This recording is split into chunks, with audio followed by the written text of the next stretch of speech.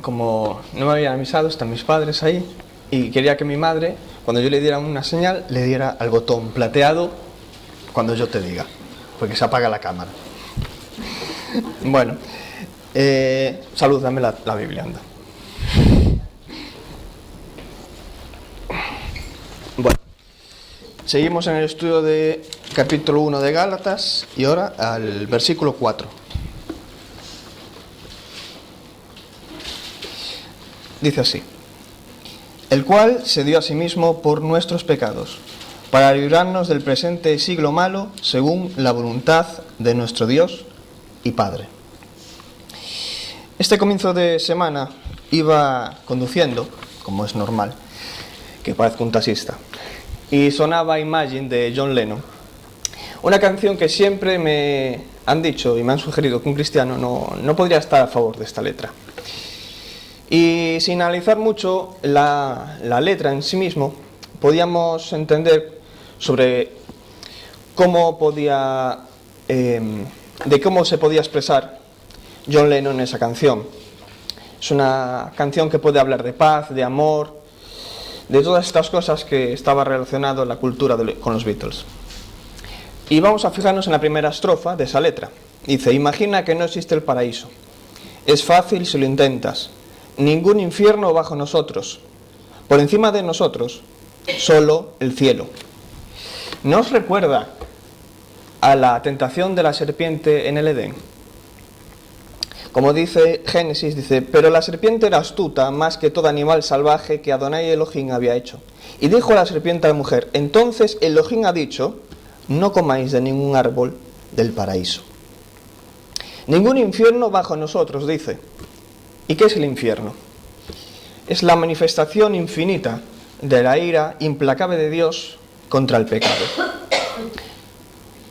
Un Dios infinitamente santo, justo y sabio, obligado por su propia naturaleza y por el cuidado que tiene del bienestar del universo, a expresar su aborrecimiento hacia el pecado.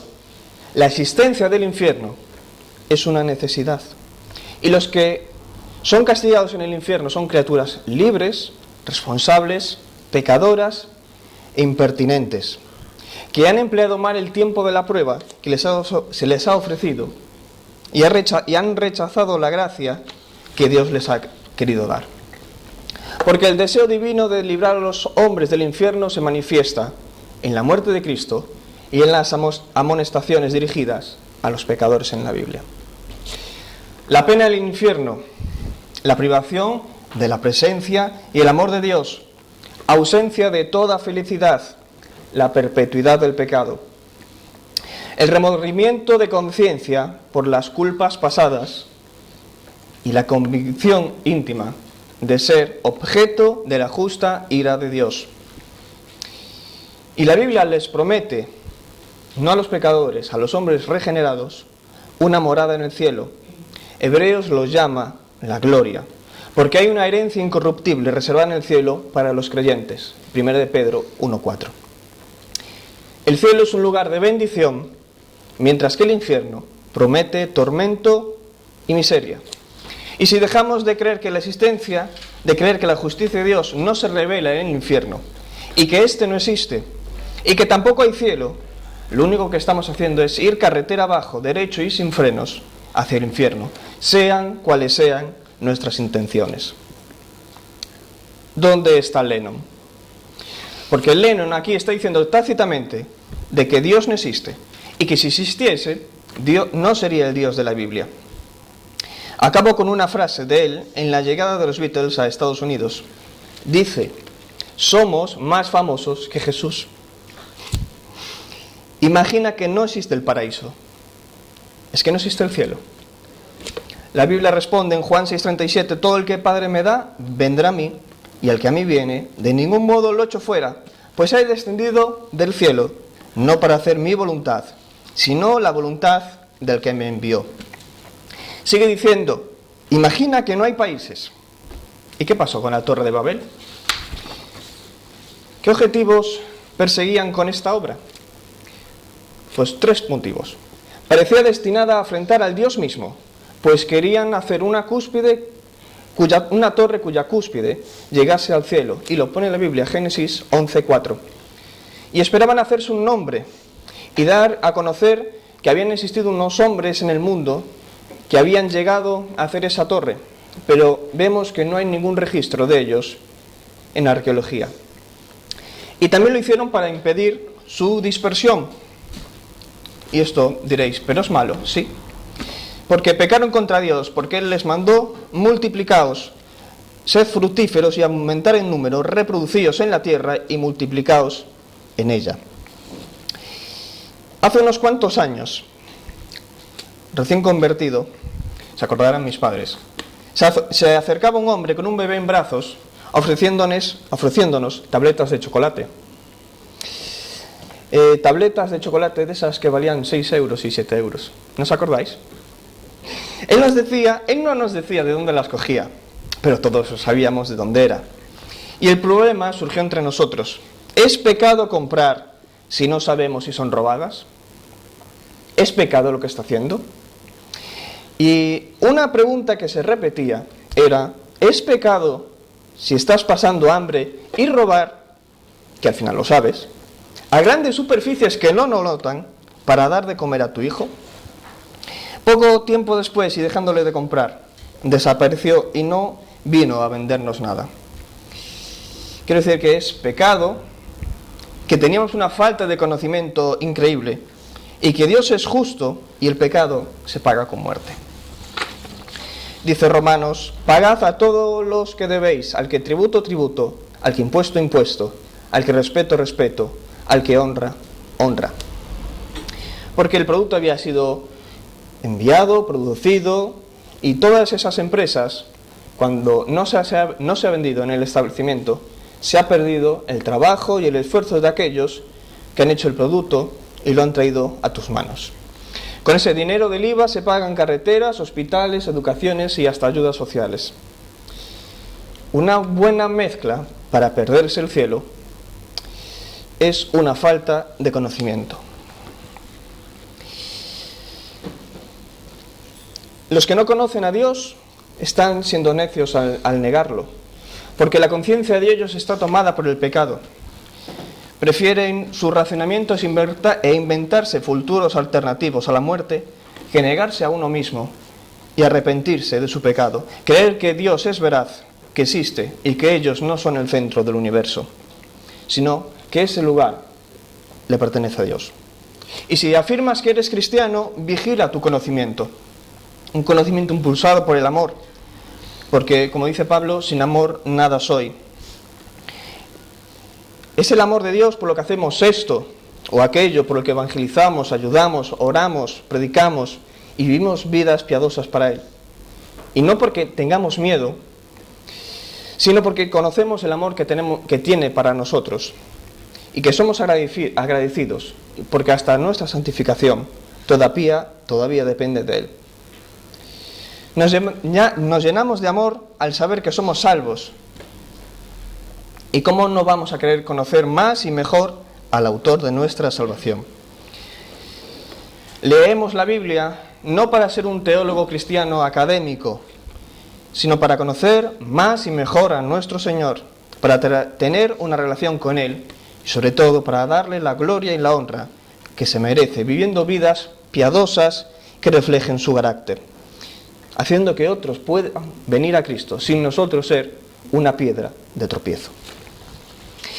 Qué distintos serían las acciones de Lennon y las mías si hubiéramos tenido más conocimiento de Dios. Le hubiese aconsejado a ese padre a no tomar la justicia por su mano, a mostrarle al Dios perdonador y compasivo, a vivir de manera justa. Qué importante es el amor y el conocimiento de Dios, que libra de pecados y llena de gozo. Gálatas 1:4, el cual se dio a sí mismo por nuestros pecados, para librarnos del presente siglo malo, según la voluntad de nuestro Dios y Padre. En el Antiguo Testamento se rociaba la sangre de un cordero sin mancha para tapar, que no perdonar, los pecados. Y estos sacrificios de sangre llegaron a hacerse sin ningún tipo de arrepentimiento. Se pecaba Se mataba al cordero, pero no había un dolor por afrentar a Dios, ni nada por el estilo. Dice Isaías muy bien, 1:11, ¿de qué me sirve, dice Yahvé, la multitud de vuestros sacrificios? Estoy harto de holocaustos de carneros y de sebo de ganado gordo. No quiero sangre de bueyes ni de machos cabríos. ¿Quién demanda esto de vuestras manos cuando os presentéis ante mí, pisoteando mis atrios? No sigáis trayendo inútiles ofrendas. El incienso me es abominación, así como los novilunios, los sábados y el convocar asamblea, no tolero junto a la asamblea solemne. Los príncipes y el pueblo tenían que darse cuenta que Dios no acepta rituales sin realidad, sacrificios sin obediencia y dávidas sin dolor. Mientras el pueblo vive en pecado, su asistencia al culto es un insulto para sus atrios, de pisar sus atrios. La mezcla de iniquidad y fiestas solemnes le es abominable y por tanto él no presta atención a sus manos extendidas ni a sus oraciones. Volvamos un momento a Lennon, porque tuvo un hijo que se llamaba Julian Lennon y dijo esto en el famoso periódico The Telegraph. Siento que él era un hipócrita. Papá podía hablar de paz y de amor con fuerza hacia el mundo, pero nunca se lo pudo mostrar a las personas que supuestamente significaban más para él, su esposa y sus hijos. ¿De qué le servía a Lennon cantar de amor y de paz si a su hijo no se lo daba? Hoy nosotros seguimos la misma línea diciendo yo amo al Señor, pero seguidamente vemos películas violentas llenas de sexualidad, palabras malsonantes, insultos. Pecamos al fin y al cabo.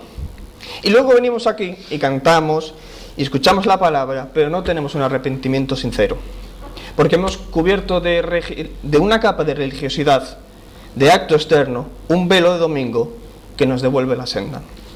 Todo es inútil y no lo queremos ver. No queremos ver que el pecado. ¿Y qué es el pecado? Según Juan 1:3, es la infracción de la ley.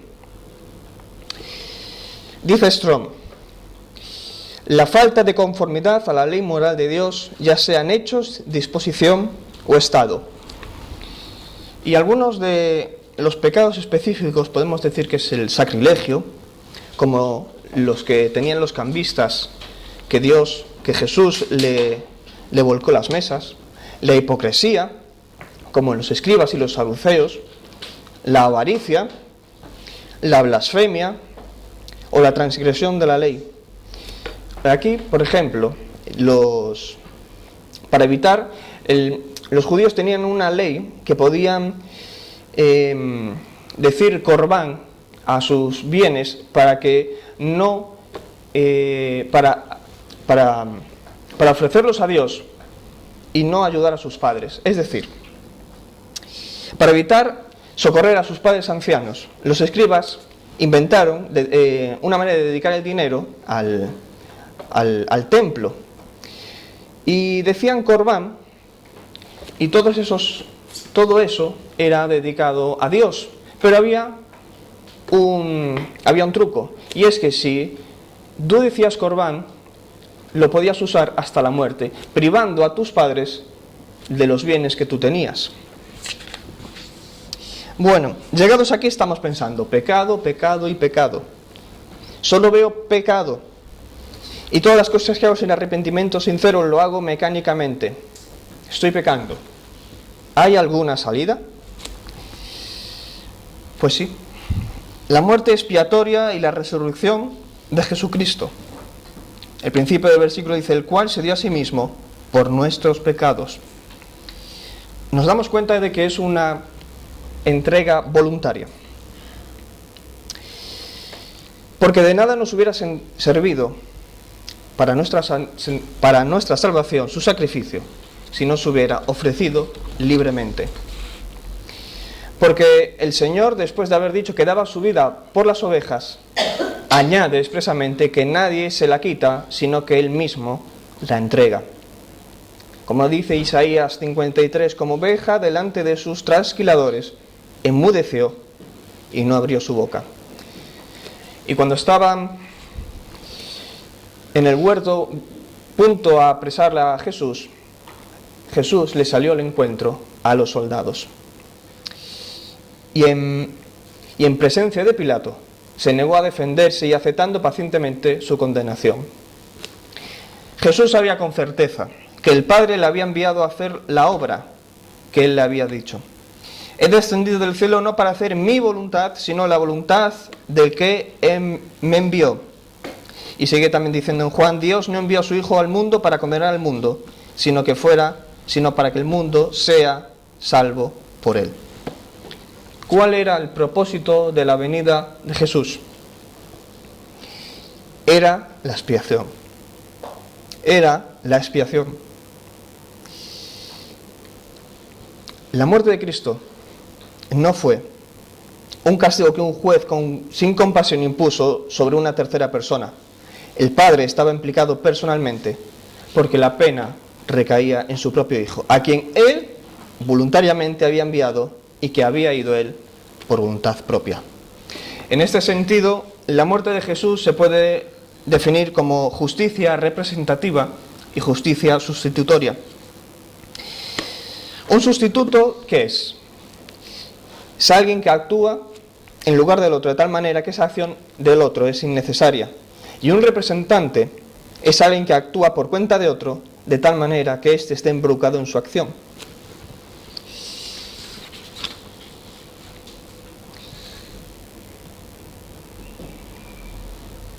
De igual modo, Cristo, como nuestro sustituto, hizo lo que nosotros no hubiéramos podido hacer. Cristo llevó nuestro pecado y nuestro juicio. Y como representante, hizo lo que nosotros, al estar unidos a Él, también hemos hecho, muerto y resucitado con Él. Y lo hizo una vez, lo que se conoce como oficio sacerdotal de Cristo. Jesucristo efectúa el oficio de sacerdote al ofrecerse una vez como sacrificio. ¿Para qué? Para satisfacer la justicia divina y reconciliarnos con Dios, y el hacer continua intercesión con nosotros. Hebreos 9:26 dice: de otra manera le hubiera sido necesario padecer repentinamente desde la creación del mundo, pero ahora ha sido manifestada una vez por todas en la consumación de los siglos, para la eliminación del pecado por medio del sacrificio de sí mismo.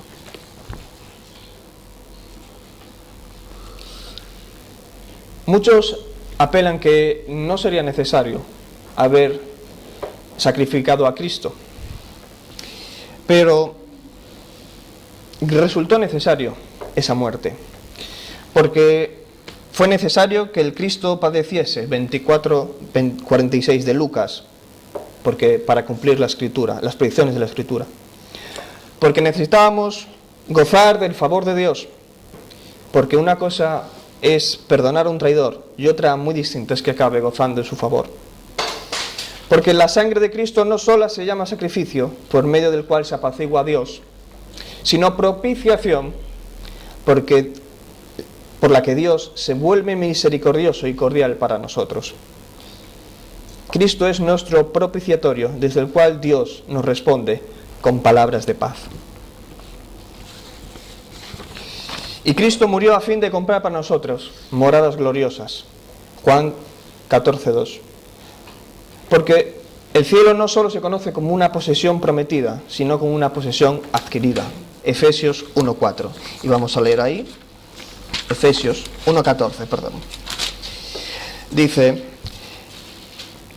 que es las arras de nuestra herencia hasta la redención de la posesión adquirida para la alabanza de su gloria.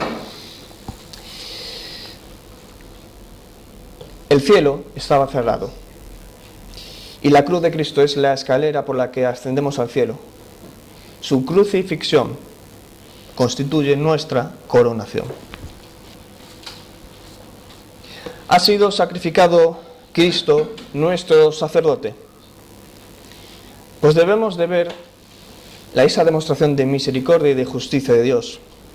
Como dice el apóstol Pablo, mira pues la bondad y la severidad de Dios. La bondad de Dios al ofrecer un sacrificio, porque sin sacrificio nosotros hubiéramos siempre yacido en el infierno. y la severidad de Dios, porque aunque Cristo era su Hijo amado, nuestros pecados han sido imputados en Él. Dios no lo escatimó, sino que su ira se encendió contra Él. Si Dios fue tan severo contra su Hijo, qué terrible no sería contra sus enemigos que éramos nosotros. Los que mueren obstinadamente deberían sentir que la ira de Cristo tendrían que soportarla eternamente. Es Cristo nuestro sacerdote, el cual fue crucificado por nosotros. Entonces consideremos el cariñoso afecto hacia nosotros, los pecadores. Dice Agustín de Hipona: la cruz fue el púlpito desde donde Cristo predicó su amor al mundo. El que Cristo muriese, fue más que si todos los ángeles hubieran sido reducidos al polvo. Y teniendo en cuenta el hecho de que tuviera que morir como un malhechor, con el peso de todos los pecados, y que si Él diera su vida por sus enemigos. El árbol de la mirra destila un bálsamo para curar a aquellos que lo laceran y lo cortan. Así también Cristo vertió su sangre para curar a quienes lo crucificaron, porque Él murió generosamente. La ofrenda del cuerpo de Jesucristo, lo dice Hebreos 10:10. Y aunque sus sufrimientos fueron tan grandes que le hicieron suspirar y llorar, y también sangrar, sin embargo no pudieron hacerle arrepentirse de su sacrificio.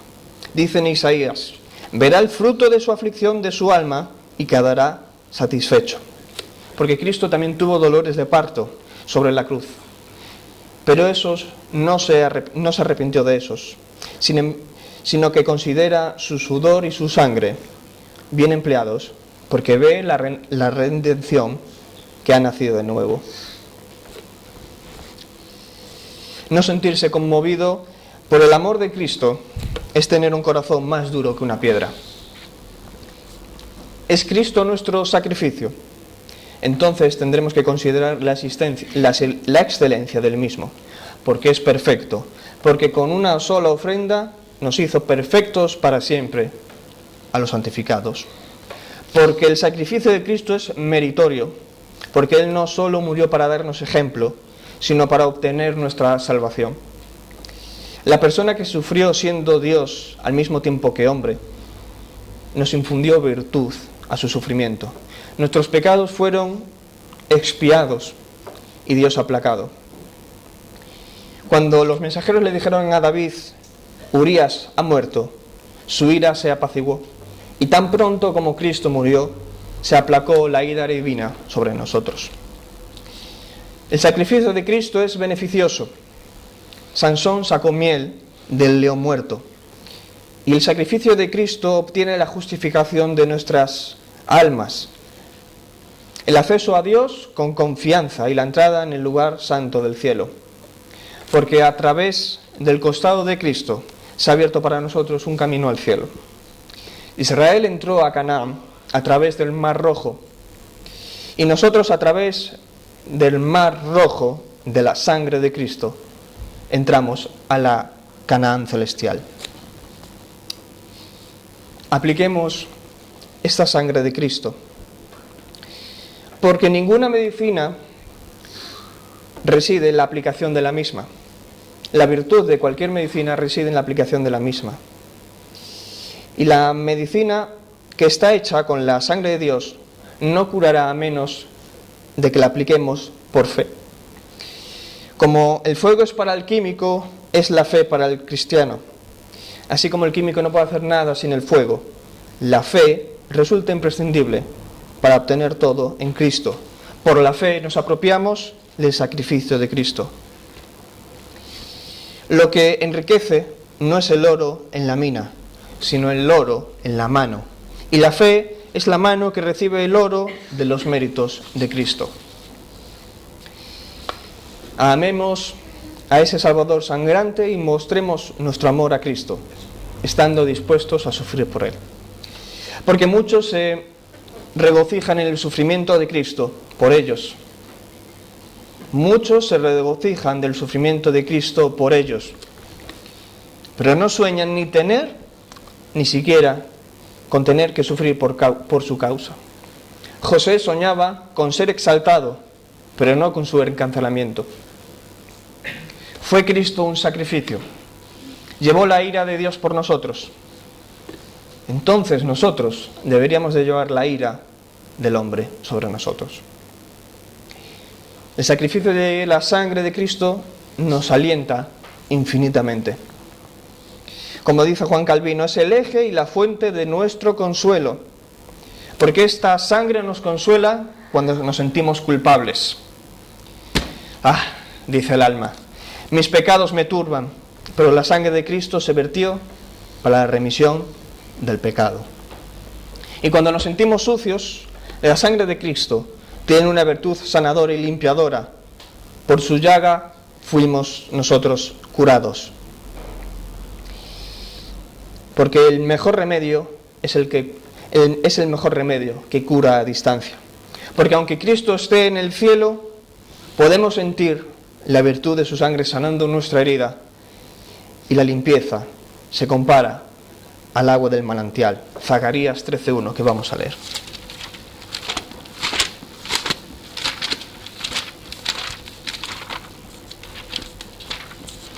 Zacarías 13:1 dice: en aquel tiempo habrá un manantial abierto para la casa de David y para los habitantes de Jerusalén, para la purificación del pecado y de la inmundicia. Debemos de bendecir a Dios por este sacrificio. Como dice el Salmo 103, bendice alma mía a Jehová. Que Cristo se entregó como una ofrenda por el pecado a nuestro favor, debemos de dar acción de gracias. Produzcamos como los árboles de especias frutos de humildad, buenas obras. Vivir para aquel que murió por nosotros. Y es que los magos, cuando fueron a visitar al niño Jesús, no solo le dieron oro, incienso y mirra, sino que también lo adoraron y le hicieron presentes.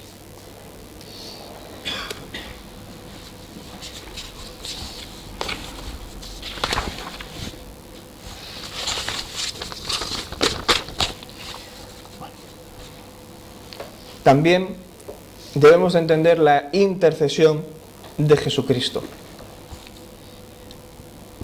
Y no podemos entender o imaginar a Jesús de rodillas orando con las manos juntas, suplicándole al Padre por la reconciliación de sus hijos hacia el Padre.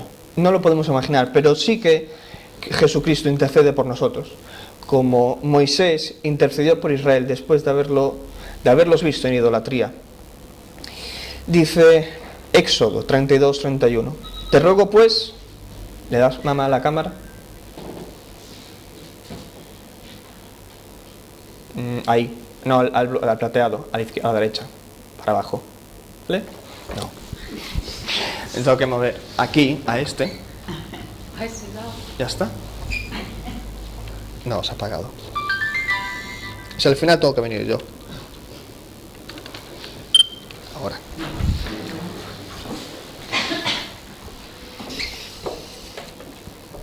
Dice Éxodo 32:31, te ruego pues, este pueblo ha cometido un gran pecado, porque se hicieron dioses de oro, que perdones ahora su pecado, y si no, ráeme ahora de tu libro que has escrito.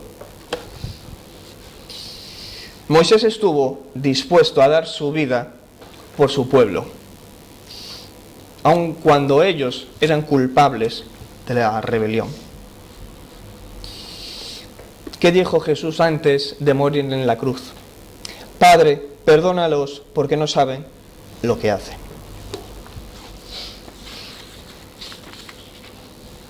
¿Qué hace Cristo en la obra de la intercesión? Dos cosas. Presenta al Padre el mérito de su sangre y en virtud de ese precio que pagó, pide misericordia. Es como Aarón el sumo sacerdote. Debía de matar los animales, entrar con la sangre de estos en el lugar santísimo, rociar el propiciatorio con dicha sangre y encender el incienso y hacer que una nube de humo se elevara por encima del propiciatorio. Así se efectuaba la expiación. Y Cristo hizo exactamente lo que hizo Aarón. Fue ofrecido en sacrificio, lo que corresponde con el hecho de que el sacerdote diera muerte al becerro. Subió al cielo, lo que corresponde con la entrada del sacerdote en el lugar santísimo. Y allí presenta la sangre delante de su Padre, del mismo modo que el sumo sacerdote rociaba la sangre sobre el propiciatorio. Y ora al Padre pidiendo que por esta sangre sea propicio a los pecadores. Lo mismo que la nube de incienso que ascendía. Y mediante las intercesiones de Cristo, Dios apacigua lo que equivale a la expiación que lleva a cabo el sacerdote. Y otra cosa hace Cristo mediante su intercesión, ya que da respuesta a todas las acusaciones presentadas hacia los elegidos. Porque hagan lo que hagan, el pecado y Satanás acusan a los creyentes, y la conciencia lo hace para con ellos mismos. Pero nos dice la palabra en Romanos 8:33, ¿quién acusará a los escogidos de Dios? Cristo es el que intercede por nosotros. Si Cristo se presentara por nosotros en el cielo, entonces nosotros deberíamos de presentarnos por Él en la tierra. Nos avergüenza predicar el Evangelio a nuestros compañeros de trabajo. Nos avergüenza hablar de Cristo a nuestros amigos. Nos avergüenza a Cristo cuando Él nos presenta delante de Dios a nosotros, unos pecadores. Si Cristo despliega todo su interés en nosotros, nosotros también debemos de desplegar nuestro interés en Él. Tenemos talentos que debemos de trabajarlos para negociar con las cosas de Dios. Negociar en el sentido espiritual. Debemos de estudiar para Dios. Debemos leer para Dios. Debemos de cantar para Dios si tenemos ese don de la alabanza. Debemos de evangelizar si tenemos el don de la evangelización. Debemos ser instrumentos sobre la tierra. Debemos ser instrumentos sobre la tierra. Debemos de amar a nuestro intercesor, porque el que no amara al Señor Jesucristo sea anatema, como dice Pablo en 1 Corintios. Si tuviéramos un amigo en el tribunal que fuera interrogado,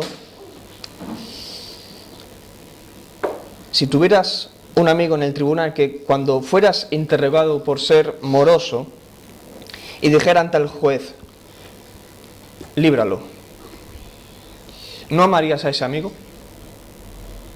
Pues cuando Satanás nos acusa y nos lleva hacia el pecado, es Cristo el que está al lado del juez y les dice, aquí está mi sangre, aquí está mi justicia. Él es inocente, porque yo he cargado su culpabilidad. Entonces, si tenemos ese gran amigo, debemos de amarlo con un amor sincero y superlativo, por encima de todas las posesiones y relaciones. Debemos de ver la constancia del amor de Cristo hacia los elegidos, porque Él no muere por nosotros, sino que intercede. Porque cuando Cristo acabó de morir, no acabó de amar. Él sigue trabajando en el cielo por sus hijos. Y todo lo hace, como dice el versículo, para librarnos del presente siglo malo, según la voluntad de nuestro Dios y Padre. Porque el propósito del Evangelio es librarnos a todos los que creemos en Cristo. ¿De qué? Del presente siglo malo. porque la muerte de Cristo fue una operación de rescate, el único medio posible de salvar a los hombres de este mundo condenado. La palabra que usa Pablo es aeón para decir mundo, y no dice cosmos. ¿Qué diferencia hay? Aeón se refiere al mundo desde el visto del punto del tiempo y del cambio. Es el mundo de la era transitoria que se acaba y que todos sus placeres y sus tesoros no tienen valor alguno, porque algún día esta tierra dejará y no existirá. Y exaireo es la palabra que usa para librarnos, que transmite la idea de rescatar del peligro. Fue la misma que empleó Esteban cuando fue apedreado en su sermón, fue por Esteban en su sermón ante el Sanedrín, al describir la intervención divina que oró la puesta en libertad de José y los hijos de Israel. También Pedro usó esta expresión para describir la manera en que Dios lo libró de la prisión. Si Cristo te libra de este siglo malo, que por cierto te libra de ti mismo, porque eres el peor de tus enemigos, porque no habita en mí, esto es, en mi carne, nada bueno. Por lo tanto, son ineptas tus fuerzas para vencer el siglo malo y los vicios. Y los vicios tuyos, vanas, son tus obras, si no te libra Cristo. Ten cuidado del mucho estudio de los ayunos y vigilias que no te conviertan en un hipócrita.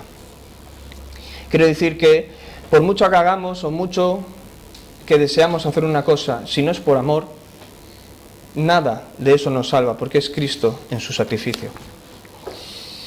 Y sigue diciendo, según la voluntad de Dios y de nuestro Padre. Según la voluntad de Dios y de nuestro Padre. También lo dice el Salmo 51, haz bien, oh Señor, con tu buena voluntad a Sión. Y en Lucas dice, ven a la tierra paz a los hombres de buena voluntad.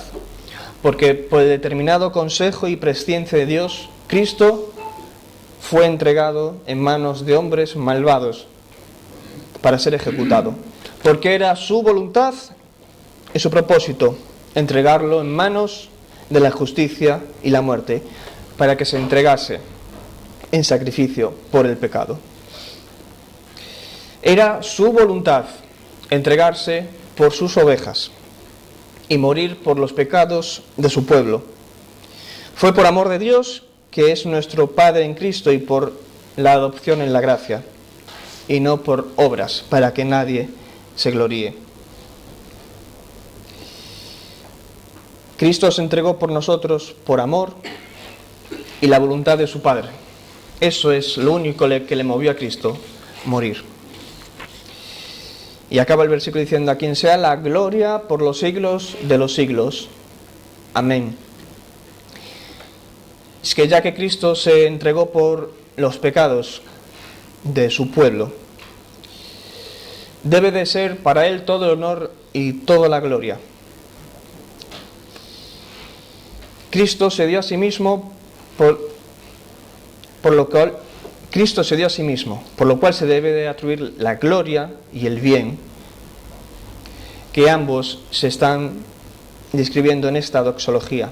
Debe ser glorificado el Padre, que por su amor eterno y favor hizo en sus propósitos decretos eternos, y sabiamente su Hijo debería ser entregado como ofrenda por el pecado, y Cristo debe ser glorificado, porque por su gracia y por su amor ha sido testificado en su debido tiempo.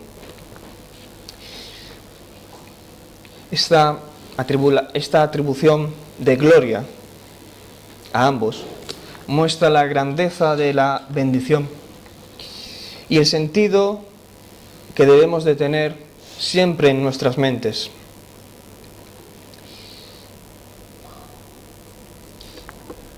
hasta aquí la lectura de hoy. Y para finalizar, quería decir que cuando nosotros nos convertimos en creyentes, no somos lo que deberíamos de ser y nunca lo vamos a ser. Y cuando pecamos y nos sentimos mal por el pecado, no podemos quedarnos en una caja de penalización y decir, he pecado, debo de hacer X cosas como para sentirme apto y pedirle perdón a Dios. No, ese no es el camino.